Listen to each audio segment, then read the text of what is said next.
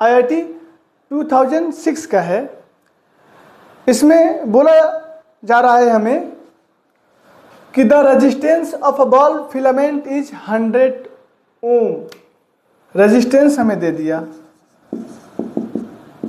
Are का value 100 ohm at a temperature of 100 degree C पे।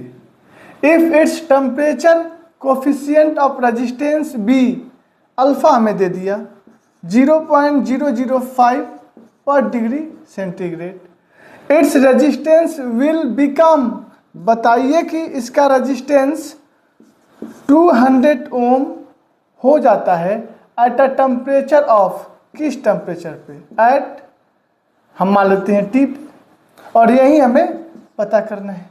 फिर इस क्वेश्चन में भी वही बात, हमें कोई क्लू नहीं मिला रेफरेंस टेम्परेचर का, तो हम लोग क्या करेंगे, इसको बेसिक प्रोसीजर से सॉल्व करेंगे।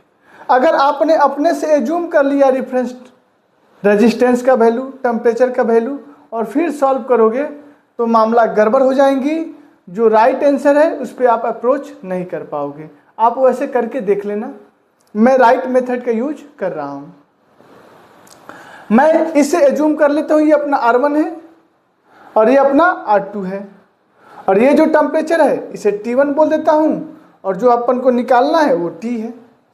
तो हम यहाँ से बोल सकते हैं as we know that RT is equal to R0 into 1 plus alpha delta T. अब पुट करिए वैल्यू को, RT के जगह पे रखते हैं 100 ओम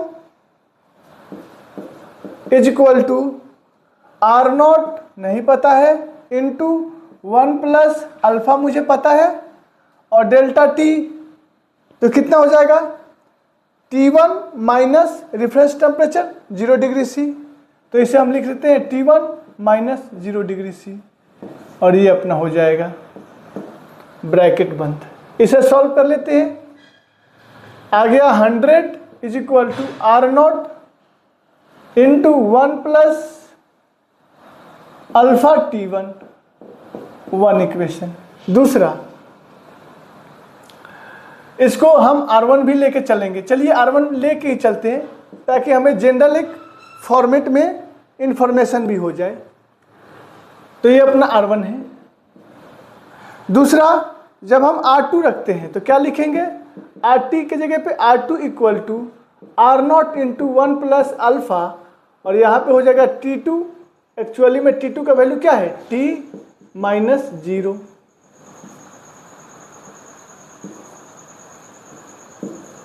इसे सॉल्व कर लेते हैं, तो R2 is equal to R0 into 1 plus alpha T हो जाएगा, ये 2 है। अब इसको डिवाइड कर दीजिए R1 अपॉन R2 को, equation first upon second, first upon second. R1 upon R2 equal to क्या हो जाएगा, R0 cancel, 1 plus alpha T1 upon 1 plus alpha, हम T को T2 के फॉर्म में लिखते हैं ताकि हमें जनरल एक्सप्रेशन मिल जाए, इज इक्वल टू क्या हो जाएगा, R1 plus alpha R1 T2 is equal to R2 plus R2 alpha T1। Alpha वाले टर्म को एक साइड में, R1 R2 को एक साइड में, क्या हो जाएगा, अल्फा कॉमन ले लीजिए यहाँ से, R1 T2 minus R2 T1 is equal to R2 minus R1। Alpha equal to कितना हो गया, R2 minus R1 upon R2 minus R1 upon R1 T2 minus R2 T1। देखिए, जो हम लोग रेफरेंस अगर एज्यूम कर लेते तो क्या फार्मूला आता, RT minus R0 upon R0 into T2 minus T1, उससे पूरा ये डिफर कर रहा है कि नहीं। तो एग्जैक्टली अगर आप इसके डिफिनीशन से काम करते तो अपना आंसर डेविएट कर जाता। अब पुट करिए, R2 का वैल्यू कितना रखना है अपन को, 200 ओम है, 200 माइनस R1 कितना है 100 अपॉन R1 कितना हो गया 100 इंटू T2 निकालना है T माइनस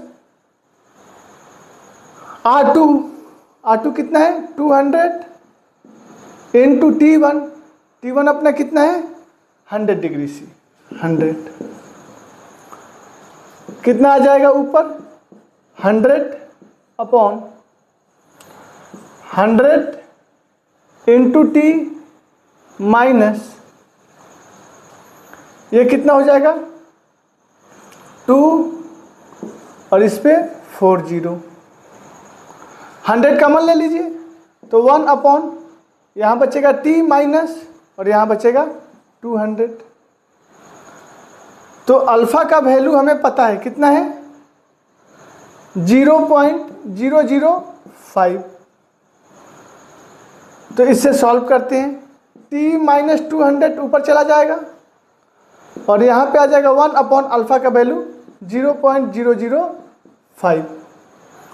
अब इजी है, यहाँ से T minus 200 is equal to decimal को हटाया 1 ऊपर और उसके बाद 3 डिजिट है तो 30 डिवाइडेड बाई 5, 5 टू जा 10 और इसके ऊपर 2 0, तो कितना आ गया T इक्वल टू, ये निगेटिव है राइट साइड में गया पॉजिटिव प्लस ऑलरेडी पहले से 200 है तो टोटल कितना हो गया 400 डिग्री सेंटीग्रेड। ये आपका आंसर होगा। देखिए कौन सा ऑप्शन है, ऑप्शन नंबर सी एकदम राइट मैच कर रहा है। तब आपको इस क्वेश्चन से और पिछले क्वेश्चन से आपको कंपैरिजन करने आ गया होगा कि रेफरेंस टेम्परेचर पता होगा तो अप्रोच कैसे करना है और रेफरेंस टेम्परेचर नहीं पता होगा तो अप्रोच कैसे करना है। ओके, नोट करिए इसको।